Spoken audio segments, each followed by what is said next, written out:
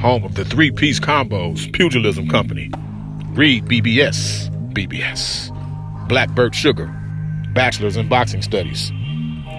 Quick hits and tidbits. We're going to touch on a couple topics and get on out. More Pac Broner fallout.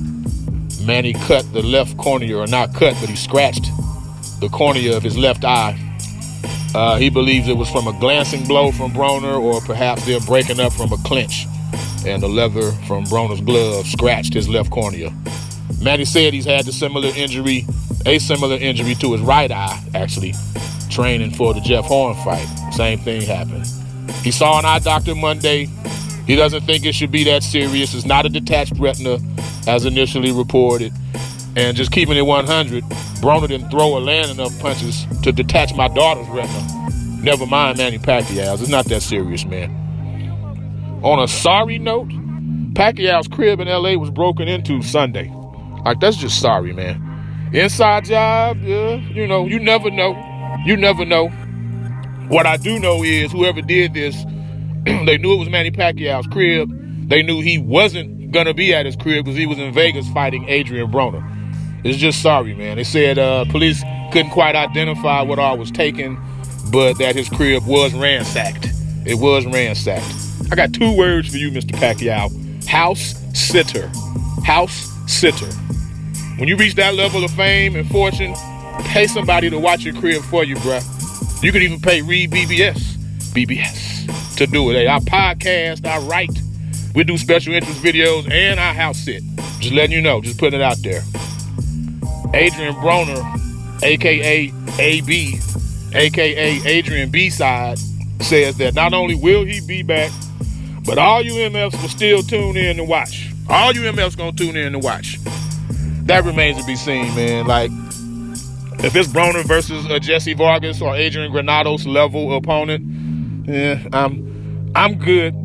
It would have to be literally nothing else on TV for me to check out something like that. But if he's gonna fight your Keith Thurmans or a rematch with Sean Porter, or if he takes that L against Errol Spence, even Danny Garcia, I'd watch that. But just keep it in perspective, Adrian B-Side. Know where you are in the game now. Love tap, bitch slap that like button for your boy. Subscribe, share, like, and comment. Continue to comment, man. Allegedly, Keith Thurman is fighting this weekend. Allegedly. Keith Once Upon a Time Thurman versus Josecito Lopez. The homie Kenneth Wise, he asked for some Thurman Lopez type of content. If it's looking like Mr. Thurman's trending the right way, he's at the press conference doing the interviews and stuff and talking a good game, then yeah, we'll whip up something for the end of the week, Mr. Wise. I got you, bruh. I got you. I never thought much of Marcus Brown, but I was very impressed with his fight against Badou Jack, man. WBC title eliminator.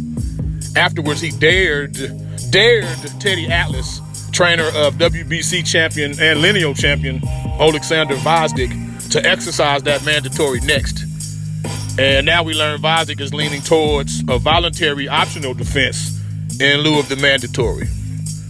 It was a wicked clash of heads in the seventh round that opened Badou Jack's face like all the way up. But even before that clash of heads, man, Marcus Brown was doing the business. He was doing work on Badou Jack. But man, that cut though, it wasn't ugly. It was oogly. That shit was so deep, you could see what Badou Jack was thinking. But yeah, Brown, his body looked more fit. His footwork looked better. He seemed more focused, and maybe it was the fact that he's this close to a title shot. Maybe that's what propelled him to do what he did. Before we get out of here, man, Canelo versus Jacobs. Cinco de Cuatro was announced late last week. Middleweight unification. Look, whether you like Canelo, love him, hate him, indifferent, you can't front on this fight. This is a very good fight. Now, the rehydration clause of 170, that's weak, it's whack, but it's still a top shelf matchup. And the thing is, Canelo has to own up to that rehydration clause also. He likes blowing his little short ass up too after weigh-ins typically. So 170 it'll be, with like hundreds of thousands of dollars in fines at stake if they don't make that weight. Here's what I want to know. What will Triple G do? WWGGGD. What will Triple G do? He's not signed with anyone currently.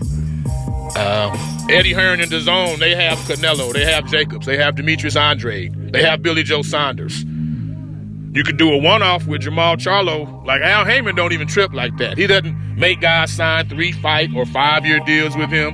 You want to do a one-off with him and one of his fighters, he's good with that. So I'm real interested to see Triple G's next move here. He's got to either face Charlo in a one-off or go ahead and just side with DAZN. One or the other. One or the other, man. And the reason the rehydration clause is there, getting back to that, is because of how good Jacobs looked against Triple G. He was like 178 that night.